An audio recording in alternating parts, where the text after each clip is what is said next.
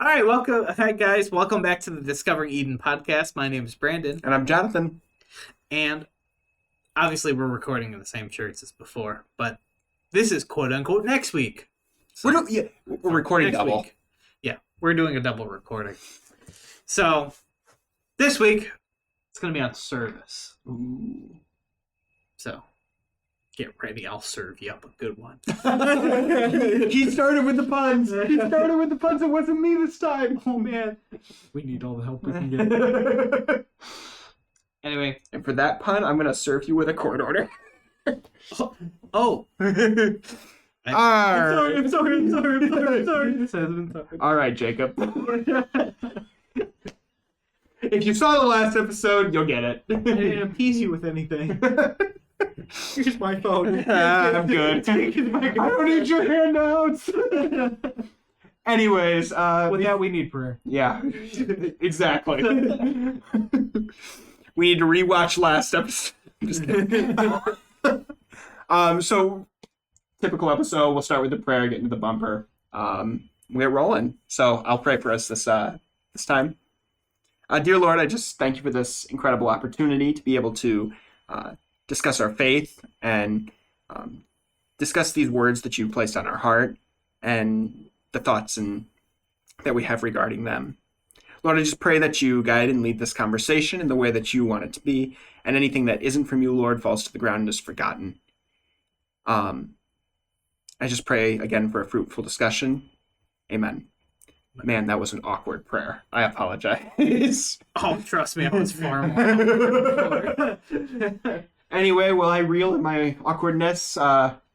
Embrace it. Yep. Embrace it. Bumper time. I'll be better by the time the bumper's over. We'll see about that.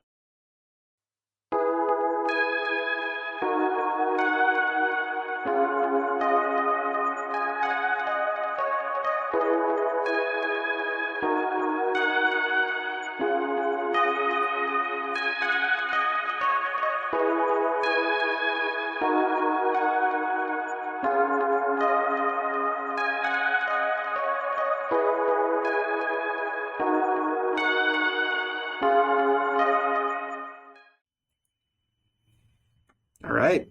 Service. It is a very interesting word, Yeah. especially in relation to faith. And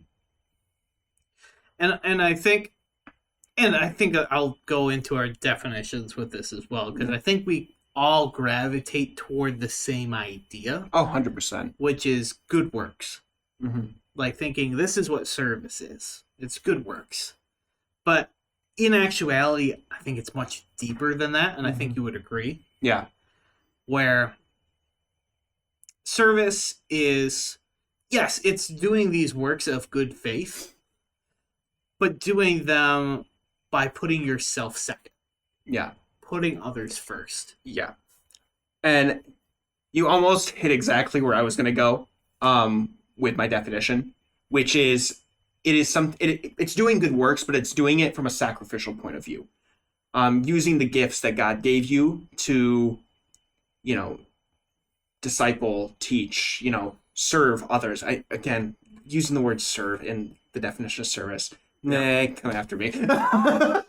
But it's a sacrificial act intrinsically, whether you're sacrificing your time, your resources, whatever it may be, to serve or better somebody else or in service of God. Yeah. Yeah, and I would agree with that. And even something like, say, this podcast, for example, is, I would say, an example of what service can look like.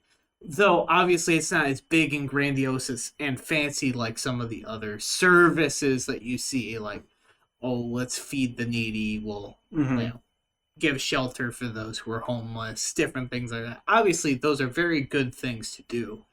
And I think it would be awesome if we can get to the point where we could do that and start actually fundraising and doing some of those things as a part of this channel, because I think that would be awesome to be able to kind of use this community and to bless others because of it.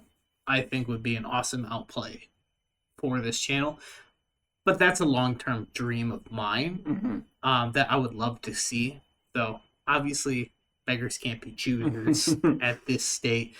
I have great plans for what I want, but ultimately, this is a vessel for what God wants to use and what God wants to do through it. Yeah. So I'll just, I guess, lay that out there. Lay it out there. You know, it's. I would agree. This podcast is an opportunity to serve. It's one of the ways I think both of us serve to an extent in our lives. Obviously, we do other things too, and we can talk about what service looks like in each of our lives beyond this podcast. Spoiler alert, it's probably very similar. But we are the same person, just with different names and different families. Well, you get the picture. But yeah, this podcast is definitely a way to serve others. You know, I think God has, you know, given us an opportunity to share what's on our hearts and our passion for ministry with you guys who are watching at home. But yeah, awkwardly transition. So Brandon, what does service look like in your life? It's indeed awkward. So service for me, I try to be as open as I can about my faith without like shoving it down someone's throat.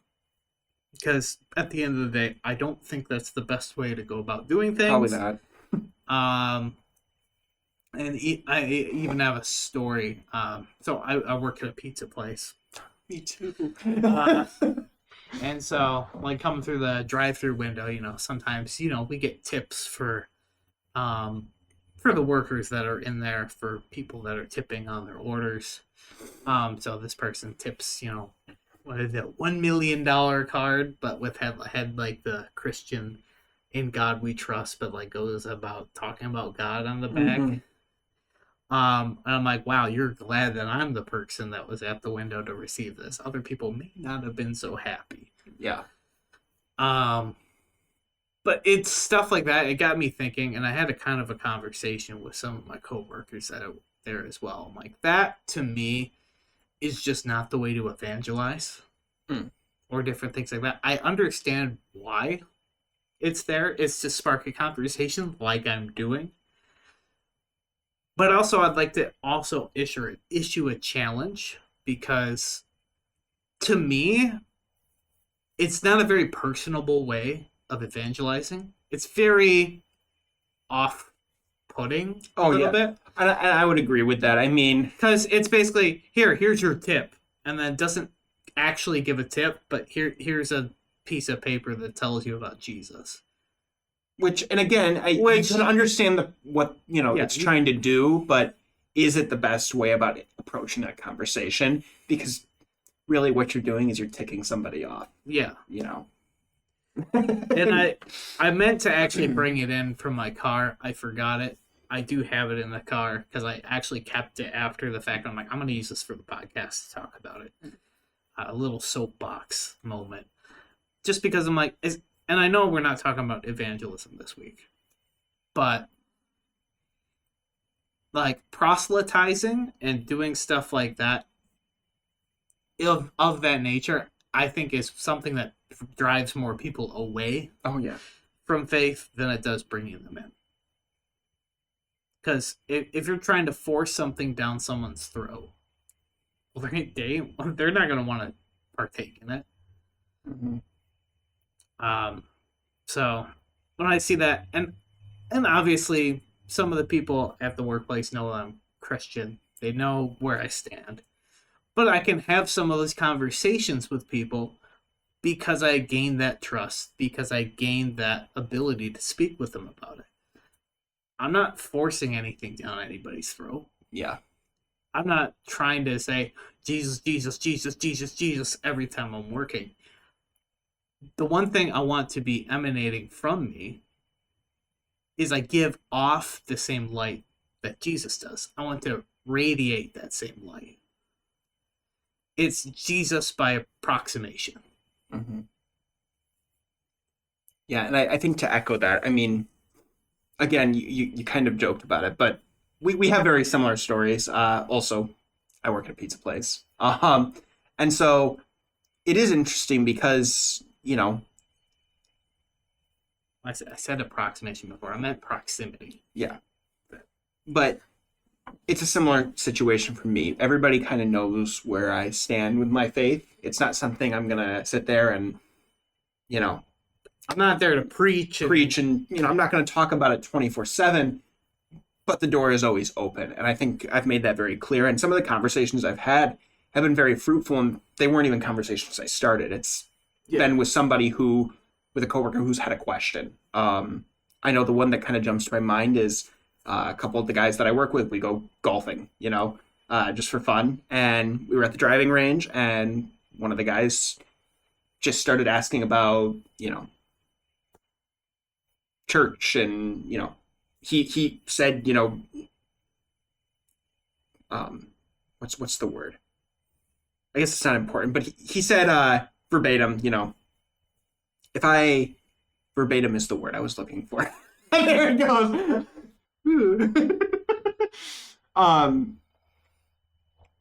If I have any questions about any of this church stuff, can I ask? And I said, yeah, of course you can. The door is always open. I can't, and I told him, I don't always have the answer. I don't know everything, but I'm willing to, let's look for those answers together. Like, let's have a conversation. Let's talk about it.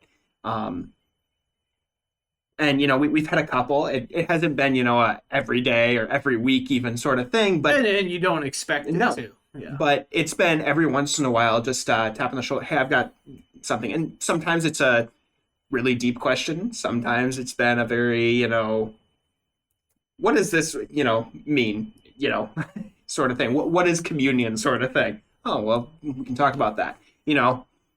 Or it's a deeper question. Why is there suffering? You could do any. What's the answer of the universe? Yeah, 42. Obviously, but yeah, I mean, what are we talking about? Service. Yeah, but that's kind of what it looks like for both of us, and obviously we also both help out with the high school youth at our church. You've even seen a couple. Yep, a couple of them have been. A couple of them on the podcast, and hopefully we can see some more in later future episodes. Yeah. But that's just a small flavor of some of the things that we do, at least for service. But there's a lot more to it than just, it has to be church related, or it has to be this. You do that, and you can be in service in all aspects of your life. Right. And it goes back to what you said, too, of you want to radiate the light of Jesus. I mean, you were kind of saying it and alluding to it, it doesn't have to be church related. Are we serving other people and, radiating the light of Jesus while we're doing it? It doesn't have to be in a church setting. It doesn't even have to be church related, but are we serving and honoring other people in a way that shows that love and kindness? Yeah. And I think we forgot to even consult Mr. Webster here. We did. So we'll get into it. We can't forget. We almost did. Thanks for reminding me. Service. There's a bunch here. There's a lot here. The occupation or function of serving. Employment as a servant. The work performed by one that serves. To help, use, or benefit. Contribution to the welfare of others. Disposal for use. A form followed in worship or in a religious ceremony, such as a burial service. A meeting for worship, often used in plural, held evening services. The act of serving, such as a helpful act. Useful labor that does not produce a tangible commodity, usually used in the plural, such as for professional services. A set of articles for particular use. There's a ton. One of a nation's military forces. All right, we'll cut it off there. Yeah. And it kind of just, there's a lot to it. Because there's a lot of different aspects of what service can mean.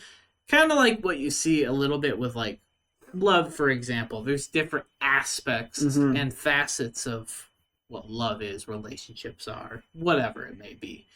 service, obviously, in like a more worldly context, it has a lot of purposes. It serves a lot of purposes, if you will. But service, when in response to faith, is kind of what we were talking about. Kind of, it's kind of going for the least of these and kind of helping out. You're radiating that light that emanates from Jesus that shines through you, through the cracks of your weaknesses, so to speak. Kind of tying in back to what we talked about like last week, for example, with weaknesses. But yeah. And then I think I'll just go into my character. So, Bible character I think of when I think of service, there's a couple, to be honest. But I'll go back to one of my favorite characters or stories, let's say, in the Old Testament, which is Samuel. And honestly, I could even say this of Hannah, but I'm pretty sure I used Hannah for a previous episode, so I'll say Samuel this time. But it also applies to Hannah for service. And it's more of a I'm giving up everything I want for the sake of you, God. It's that sacrificial. It's that sacrifice. And what it starts with is basically kind of the first time that Samuel hears from God. Which Eli, the priest at the time, that kind of took in Samuel because he was dedicated to the church by Hannah, saying, Lord, if you would give me a child, I will give him to you. And she follows through with it. So, honestly, I would say Hannah again for this, just because I love Hannah and her character. I've always liked Hannah as a character and this whole story in general. But the aspect of like Samuel, and he was like the last judge, prophet, whatever, like all those things combined into one, pretty much. So he was there to basically welcome the first king of Israel, which was Saul, and would also anoint the second king, which was David. So, kind of the beginning and the end of the Judges period. So, that was Samuel. And kind of what I wanted to allude to the first time is right when he kind of got that calling from God. It's the speak, for your servant is listening. And being committed to that and being able to listen to the still small voice and being able to listen first and listen well. Right. And be able to lead in service in that way. And he was a leader within the church. Well, I say church, but within the people of Israel. And he was very highly looked upon, as he very much followed in the ways of God. And I don't know, Samuel almost also gives the fact of they don't know what they're doing, Lord. They're all calling for a king. They're trying to forget you. And God's like, give them what they want. It's like I'll bless things through you, basically through the anointing that you give them. Like Saul was still called, or he was still looked on with favor, and then Saul's heart kind of shifted from that point on. And Samuel was constantly seeking God's assistance, God's opinion, everything like that.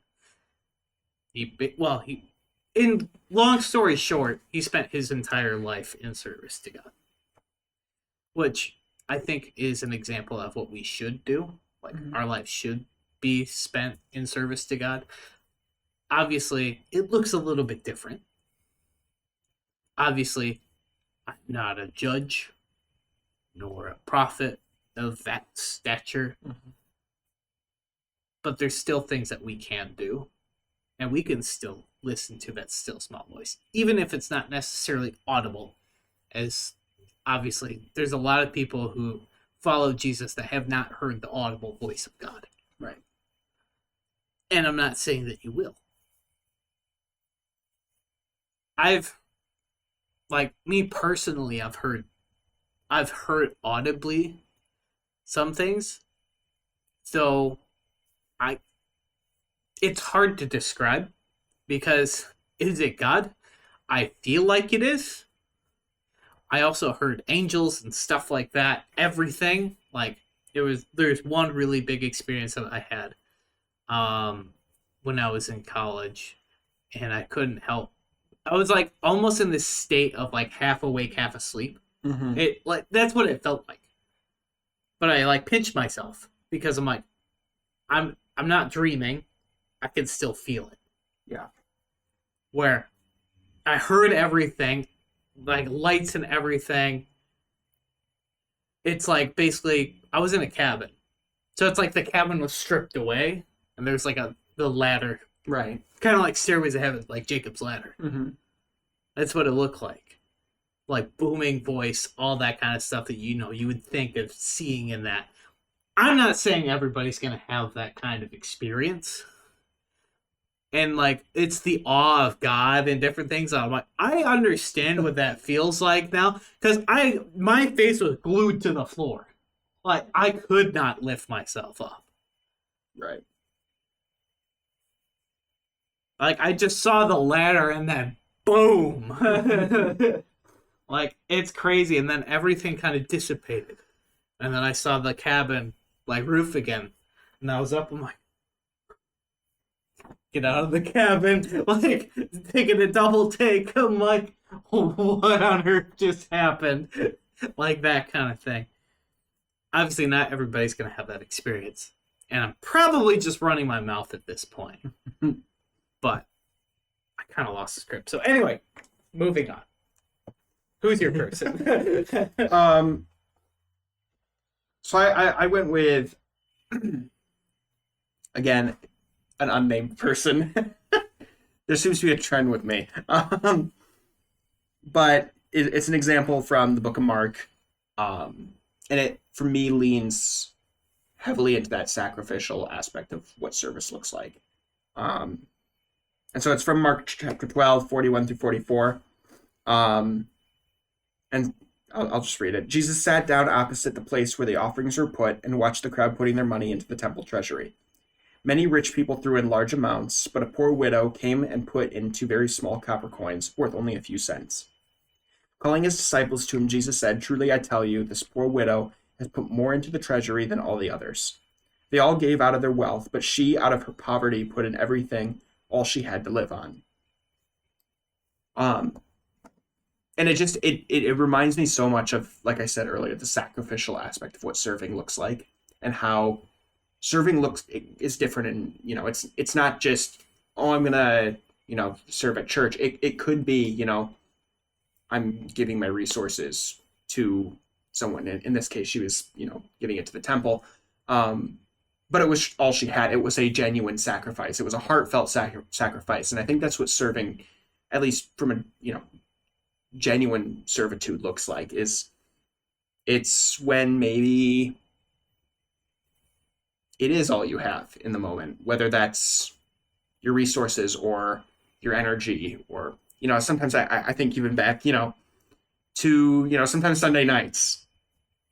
I work a busy schedule, don't have a ton of free time, and so sometimes there are Sunday nights where I'm like, oh, sometimes I just want to stay at home and not do anything tonight. And then, why I've made this commitment. So it's still the sacrifice of, I'm coming here, I'm giving all this energy that I have to, interact with these students and disciple them and, be with them as they engage in their walk with God. And to be honest, even despite the fact that sometimes it can feel exhausting and draining at times, there is something incredibly fulfilling about it. And it's just this reminder that when you give it all and you lay it all on the floor, God still finds ways to provide in ways that you don't always expect. Yeah. Yeah. It's and how often do we actually give all of ourselves Yeah. to something? Like I feel like at most we probably give like 20-30% Mm-hmm. for a lot of different things. Like how many times can we say I'm all in? Mm-hmm. And this kind of goes back to the commitment thing of like how committed are you to Jesus, for example? Mm-hmm. Like how many times do we say I'm going all in? Like how willing are we to help those in need? How willing are we to, do the things, take the small steps, do the little things to the extent of I'm putting everything into them, even Mm-hmm. if people don't see it for what it is. Yeah. Like what does that look like? Does that look like, hey, I'm going to take out the trash for my family this week, even if I'm told not to? Like, they're not going to tell me. I'm just going to do it anyway because I'm going to do this because I know it's the right thing to do. It may not be my chore. It might not be the thing I'm assigned this week or anything, but I'm doing it because I care for those who I'm doing it for. And the day we're recording this is Mother's Day. Yeah. So, what better exemplifies servitude Then. than mothers and Yeah. what they sacrifice for? And I know this will come more than a week after Mother's Day. Yeah. But we're recording it on Mother's Day. And I just want to say thank you to all the moms out there, soon to be moms, grandmothers, everyone who might be watching, who fits any of those descriptions, maybe even a foster mother. Thank you for everything that you've sacrificed. Because you're still a mother for somebody. And even if for those mothers who have lost loved ones, lost children, anything of that nature, you're still a mother to somebody. You can still be a spiritual mother who fosters that nurturing and caring, like everything for that. And I just want to say thank you for everything you guys have done. Because it's for mothers out there that people like myself and Jonathan are sitting here today. And it's those small, often neglected acts of servitude. They're overlooked. That can almost mean the most. Yeah. And you don't realize it until they're gone. So, that's something I want to say. Anyway, that is service. And we will catch you next week. See ya. Bye.